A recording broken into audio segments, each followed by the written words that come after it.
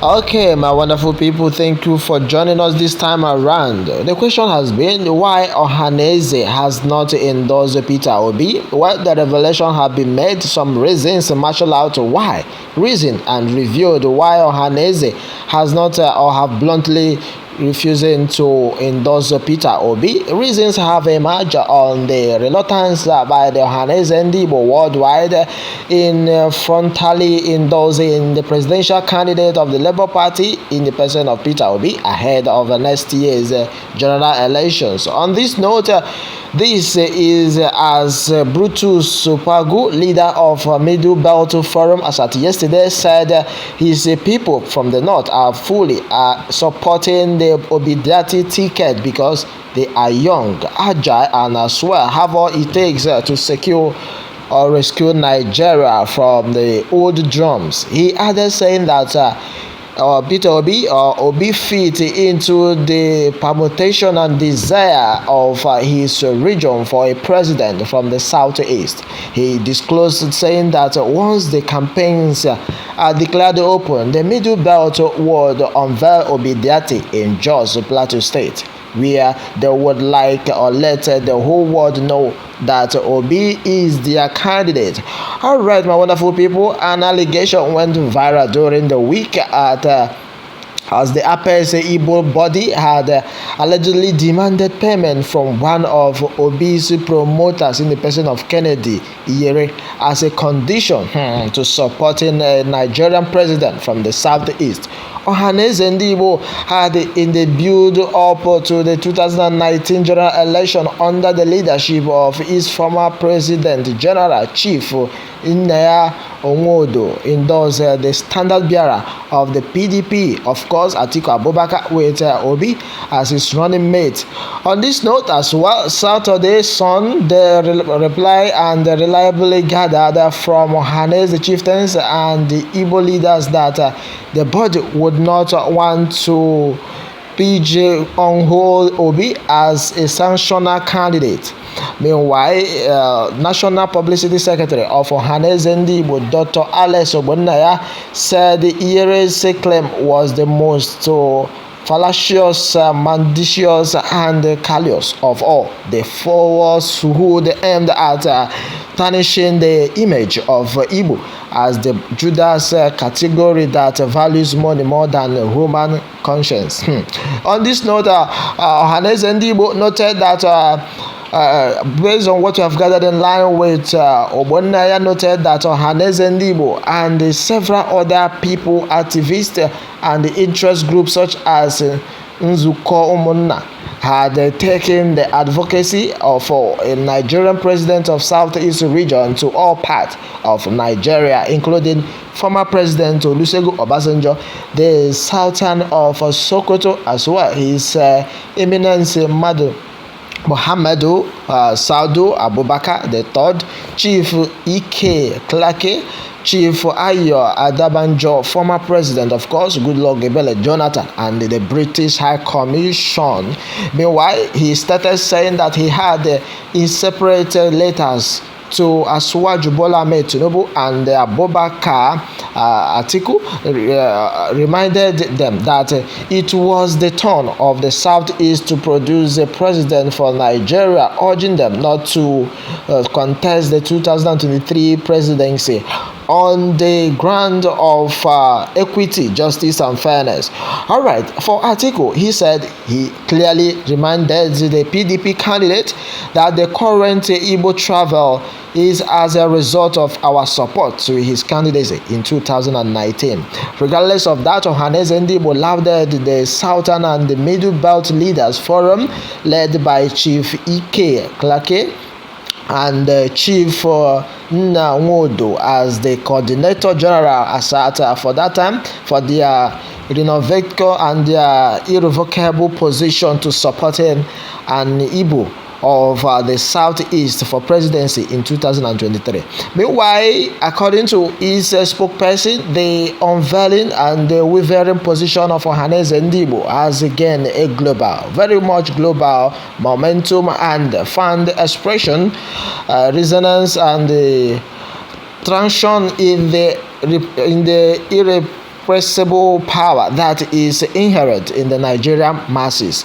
Yet, Ohanaeze, based on what we've gathered in line with Obonaya, explained that Ire was blackmailing the Apex Igbo body because the group declined to collaborate with the activists after an unpalatable experience they had with him in October 2020 in Oka, Anambra State to be precise, which bordered on a stretch character defect in his maneuvers. Okay, Northerners. Former Minister of Power Professor Chinedu Ndigbo has urged Ndigbo to fully identify with Peter Obi, as he is not just an Igbo man but the biggest and the brightest among the other candidates and the contestants. Ndigbo spoke in Enugu last time that posterity would never, as he said, never honor those who shy away from supporting a movement which has the potential to deal or heal Nigeria. From him, he stated saying that the strategic importance of Igbos joining the Labour Party is to give it a national structure in a way that nobody will say this is a party belonging to any ethnic group. Peter Obi, as we all know, just happened to be an Igbo man, and he happened to be the best anywhere he found himself. As long as these three contestants are concerned, we should not be ashamed to identify with the brightest and best. Of course, if we do, posterity, he said, will never honor us. We will be dumped with the dregs and those who diminish Nigeria. And Ohanaeze Ndigbo has also demanded the campaign of calumny agitated by Malam Ahadi Shedu, a Katsina-based activist against Peter Obi. Meanwhile, the coalition of Northern Leaders for Peace and National Unity and the Conference of Northern Christian and Majority also called out Mahdi over a provocative video he made, saying it was capable of igniting ethnic-religious tension. Mahdi propagated in a viral video clip that a video or a vote to the Labour Party presidential candidate will be or was a vote for Biafra. He said it also he also alleged saying that a vote to Obi was anonymous with the destruction of the North, while asking his listeners what they stood to gain by voting Obi, a Northerner or a Southerner. But the Ohanaeze Ndigbo is meanwhile taking him on, urged the government to rein in such narrow-minded ethnic bigots that hold kind of tenaciously to the great of the past.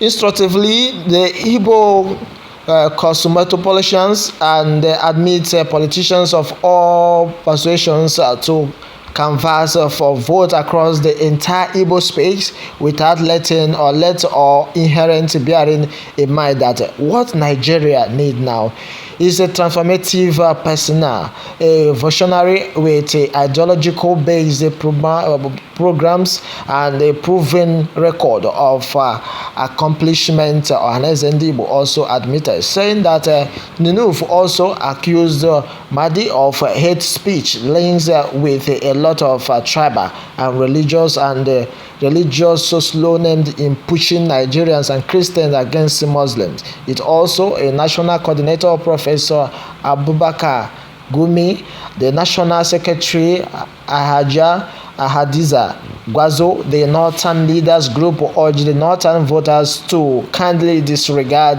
Mahdi's call and vote for presidential candidate of their choice, advise and advocate of ethnic, religious, or political consideration. The national president, meanwhile, of CNNCM, Dr.